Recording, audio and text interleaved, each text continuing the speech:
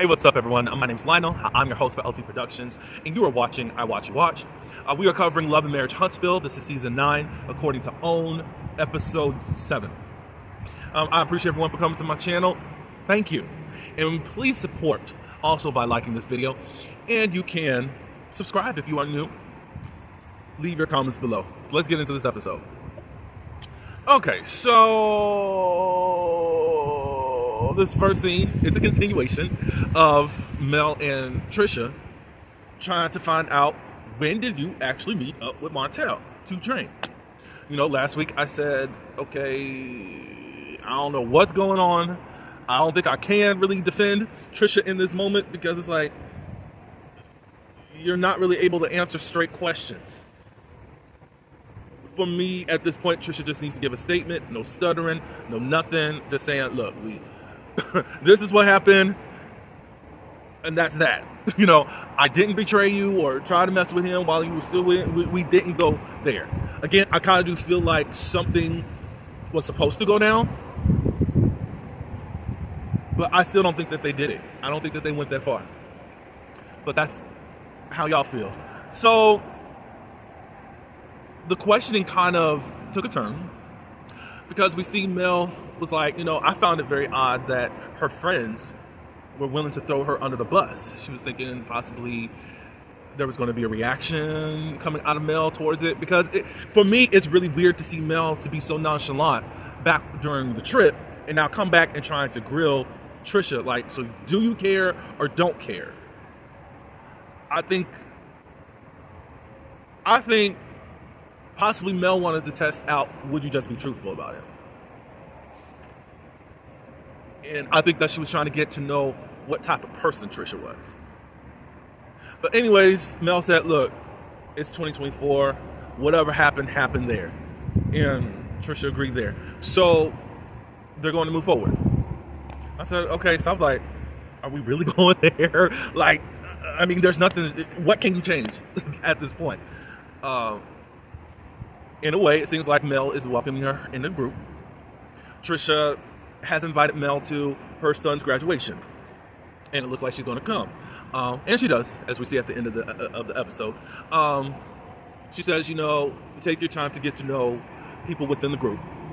Whether I'm beefing with this person or not, you take the time to do that. And I have seen her do that before. I can say that much. Unless it's Destiny being friends with Tisha. And don't say I'm lying, y'all. So I said, maybe I can breathe a little easy.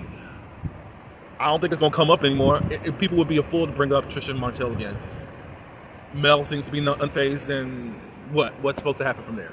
And how the direction of everything is taken, we're not going to do that. So what was the next scene? I'm going to choose some more scenes. I gotta hurry up with the scene because I'm at the point where I don't want to see Martell on my screen at all. I don't want to discuss anything because I think he's a fool, and somehow he thinks that we are just as foolish as him. Like, his back is against the wall and he still lies, and it's not even a good lie. Chris and Nell, they go to the building of where Chris's realtor's business is going to be. It's an old business that's kind of a landmark. It's not historical, because if it was historical, then nobody can do anything to it. But basically a landmark to the community. I think Nell said that she grew up in North Huntsville, and later on we find out that Martell grew up in North Huntsville. It used to be a barbershop. It kind of looked like a house. So it looks possibly like a house that was turned into a barbershop. But it also looks like there needs to be work to be done to look like now an office area. Martell comes up there, and Chris immediately starts talking about Marcel. Martell doesn't want them talking about him, blah, blah, blah, blah, blah. Martell's trying to say that Marcel started everything. Whoever started what, who cares? Because the question was, well, Destiny really did, with the questioning. Chris says y'all both were wrong. But he says, what I said can be backed up with facts. I mean, he says that minor facts. He was just saying all this stuff. You could tell that the sexual craving for men, T, was released during that time. We didn't get to hear it, as we do. If you have been under a rock and you stay away from all of stuff outside of the show, there was stuff that was revealed on Carlos King's Reality with the King show that he has on his YouTube channel on Monday. Tisha was on there, and she revealed that there was a rumor that was going around while he was in college that he likes men. And also Marcel knew this and knows men that he slept with. And he named names. For whatever reason, it did not make the cut. How Martell voiced what he voiced while speaking with Chris and Nell, I know for a fact Marcel blew that tea out there. And that's why he says it like he does. That's why he's like, I'm going to go harder with Destiny. That's what it is. So whether it's true or not, I don't know. But it just seems like a lot of people that aren't gay are going to do whatever to dismantle whatever slander is being thrown against them. I've only made a post about this on social media, but people are nailing Tisha to the cross and calling her homophobic because she released that Martell has slept with guys. One, what I can say is for the majority of the queer community, they don't care that it was released. And they don't consider it homophobic. Now, outing someone is dangerous. Outing someone should be a no-no. I really don't care. I'm just letting y'all know. Because if you can bully your son so that he's not effeminate, why should I care what type of tea is exposed on you about your sexuality and your sexual cravings? Why should I care? Why should anyone care? You know what he did to Martell Jr. and y'all sitting up here clutching your pearls. Number two, he didn't want his children to be babysat by his gay ex-brother-in-law. So someone who has already presented himself in many ways as being homophobic and now is being exposed as actually being a part of the alphabet community in some type of way is now clutching pearls. And when Tisha says it, even though y'all get to say whatever y'all want, y'all can say slurs. It's a thin line between allyship amongst a bunch of y'all and to going into innuendos about sexuality, about these men. They sassy, they a B, they this and that. But Tisha was wrong because she named names. Bull. Bull. Who has condemned Candace Dillard Bassett for what she knows to be true about Michael Darby? He's been caught on camera violating other men. And the buck stops here with Tisha Scott. Get out of my face. Not even respectfully. Get out of my face. Stop with this fake rage. Stop with this fake allyship. You don't care. And you're going to call somebody a slur in the next week or so. You hypocrite. Stop it. Anyways, so as I got off track there. So, yeah, he's just like, don't bring her up or whatever. So then we get a clue that Martell has been in contact with Mel to say, you know what? Well, what they were saying, Nell was like, well, why did you bring up Tisha? She was bringing me up. She even brought up Mel. Or they brought up Mel or something. So I needed to let Mel know. We're going to find out something greater that I actually enjoyed seeing, and I think it was the best scene as far as the culture of the show, if I can say that much. It's how it stands right now. So I really don't like to hear him talk. It's just really dumb.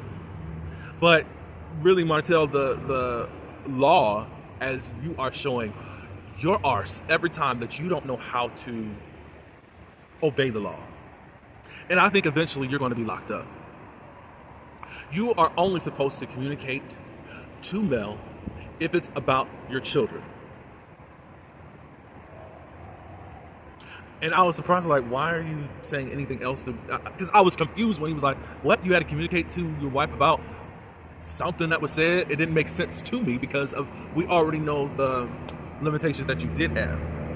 So, we move on from that stupid thing. So y'all, before we go any further, I did forget. Do you see how insane Martell is by not wanting to admit accountability for him being a hoe, a cheater in his own marriage? He now has to make Tisha the scapegoat. First, it was if they stayed on reality TV. If they hadn't stayed on reality TV, they could have made the marriage work. But she would get in, Mel would get into the comments and see all of that, and that empowered her to leave. No, she finally got enough sense within her mind to leave you instead of being Team Hulk. You stupid idiot.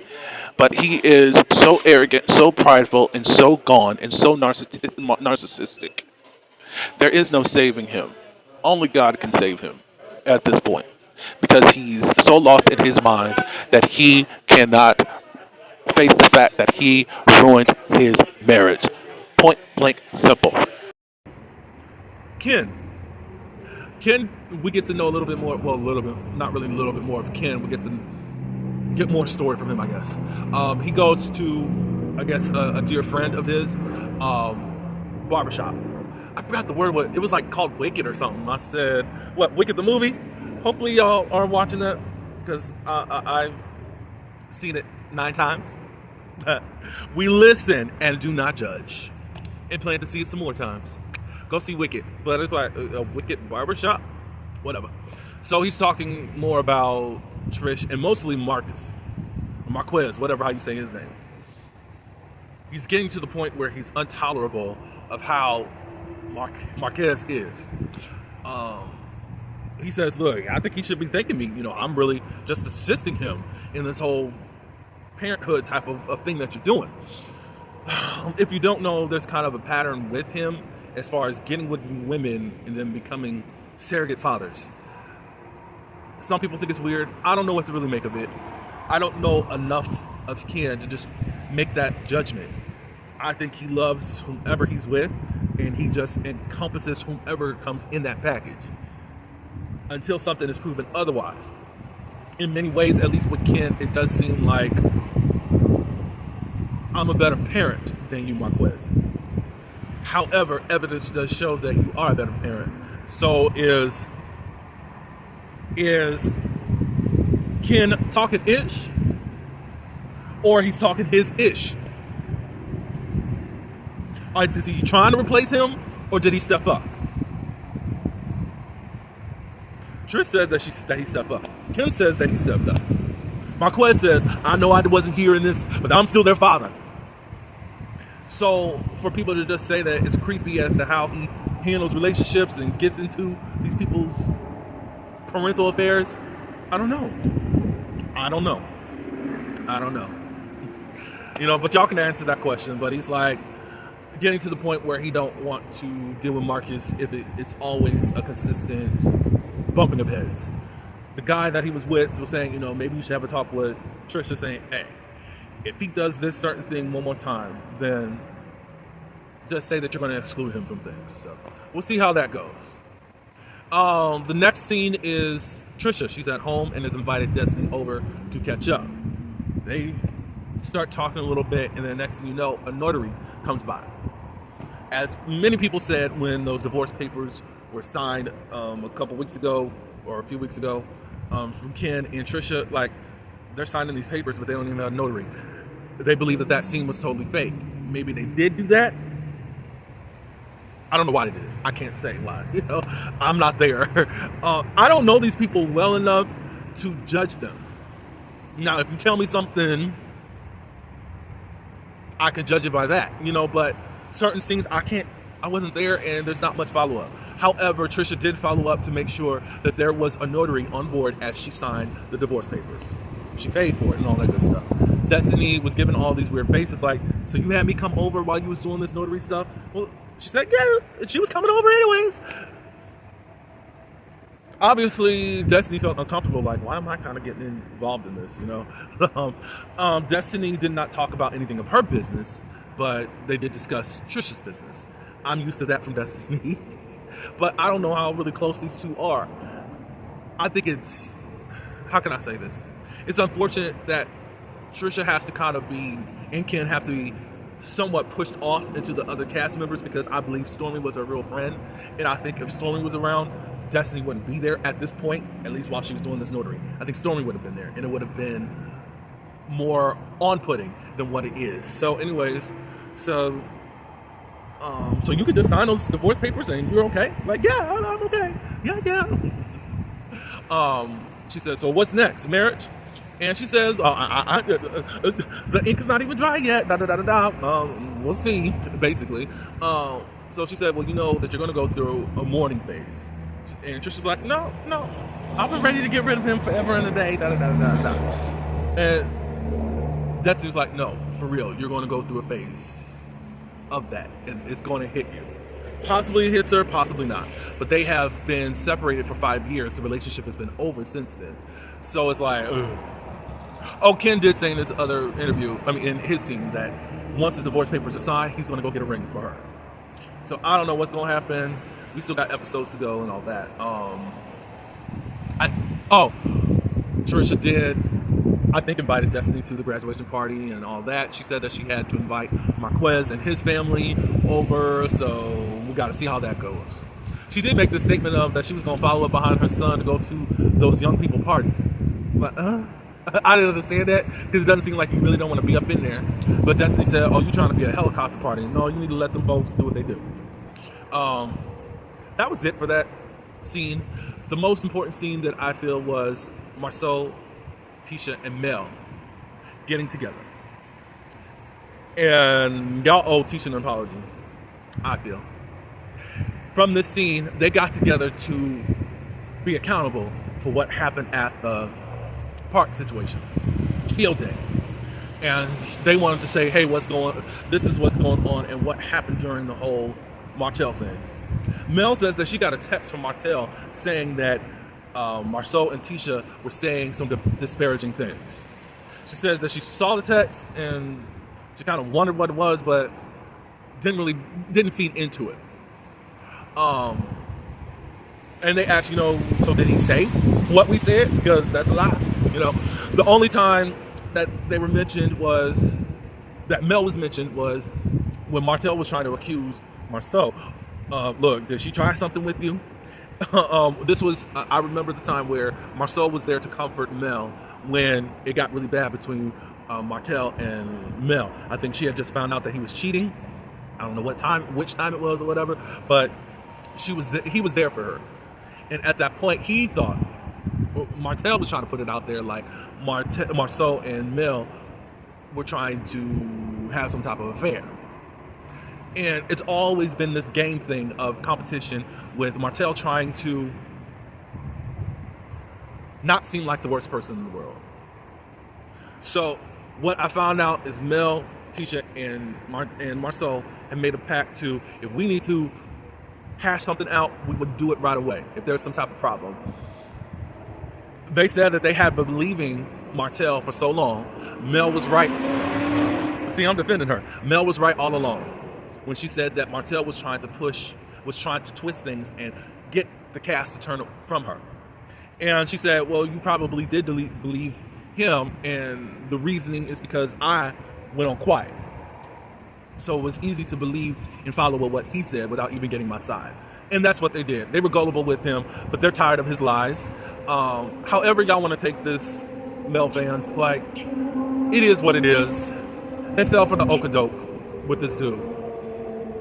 Y'all can still hate them if you want to, but at least we're seeing the BS being exposed. Mel is okay with it, but we know how y'all are. Y'all act like y'all know better than Mel at how to handle these people. But they don't like how Martell has treated them. Marceau was helping him by getting him different jobs, and he had to borrow money. I said, Lord, this reunion is going to be something, because he's going to have a temper tantrum. And I was about to say hissy fit. He's going to have this fit like a child. Especially knowing that Marceau done said that he borrowed some money from him. Obviously, Martell is pretty busted and disgusted. The only thing that's holding him up is his clothes that he's busting out of. He's a bum. He's a bum. But y'all owe Tisha another apology. I know y'all not gonna give it to her, but y'all accuse her of knowing about the revenge P and not telling Mel. I believe They told everything to Mel. Y'all can't tell me that they can sit in proximity of each other and still have this pact, and they did not tell concerning this revenge piece. And your queen hasn't come out on social media trying to disparage the Scots. Y'all did all week, getting the good coin on YouTube. But yeah, I love the scene. I love of where they're going at and how they want to move forward. And hopefully this is an ice out. The only two people that need to come on board is Chris and Nell. For whatever reason, they don't want to give up on him. It's probably going to take some more damage for them to say, and Destiny, I don't know. I know that that's your bro from back in the day, but he is not well. He is not well. We're done with that scene. Trisha and Marquez's son stuff is going on. The graduation party. So Marquez ends up showing up. We finding out that he's finding any open ear that will listen to him to now come to this party that's supposed to be a celebration of his son to complain about Ken and Trisha. And Chris is like, why are you telling me this? I just met you 2 seconds ago. Look, I guess I feel sorry for you, but it looks like you need a therapist. He sounds exactly how he sounds in his interviews that he's done and what he's done on social media. He gets around Trisha, and Mel is there. Mel says that Marquez came to one of her Mel and Mimosas event that she has. She said, well, he's pretty tight with a person that she knows, or one of her directors of something or whatever.